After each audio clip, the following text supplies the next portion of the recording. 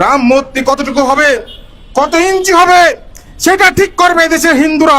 তোরা ঠিক করার কে? রাম মন্দির দেখা গেল কি দেখা গেল না? তোরা যদি রাম মন্দিরকে ভয় পাস, তোরা প্রয়োজনে পলাশ বাহিনী যাস না, তোরা প্রয়োজন বোধে গাইবান্ধা থেকে অন্য জেলায় চলে যা। রাম মন্দির প্রতিষ্ঠা হবে, এই বাংলাদেশের রাম মন্দির প্রতিষ্ঠা কেউ ঠেকাতে পারবে না। বাংলাদেশে এমন কোনো শক্তি নাই যে রাম মন্দির প্রতিষ্ঠা ঠেকায়। রাম মন্দির এই উগ্রবাদী হিন্দুর বক্তব্য শুনছেন? ওর বক্তব্যের ভিতর স্পষ্ট বোঝা যাচ্ছে ও হচ্ছে এই রাম মন্দির বানানোর জন্য আন্দোলন করতেছে না। ওরা চাচ্ছে বাংলাদেশের ভিতর হিন্দু মুসলিম একটা দ্বন্দ্ব লেগে থাকুক।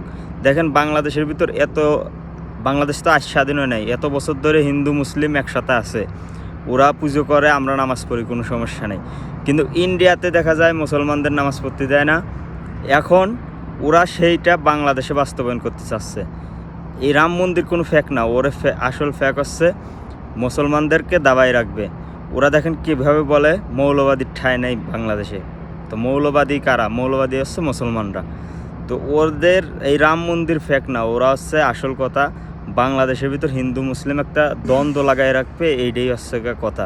তো বাংলাদেশের হিন্দু যারা আছেন ওদের মতো ইন্ডিয়ার দালালদের পিছে আপনারা যায়েন না, তাহলে আপনাদেরই বিপদ হবে।